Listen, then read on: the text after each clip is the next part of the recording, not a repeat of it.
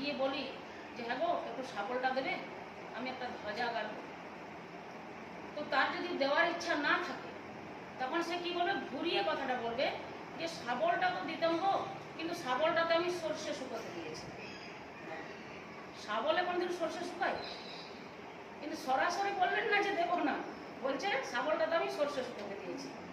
তো এদিকে দাদারা বললেন না যে তোমার ভাগে জমি জমা রাখি নেই, এই কথাটা না বলে বলছেন কি তোমার ভাগে মা বাবাকে রেখেছে। মা বাবা কোনোদিন ভাগযোগ্য হয়? মা বাবা ভাগযোগ্য নয়।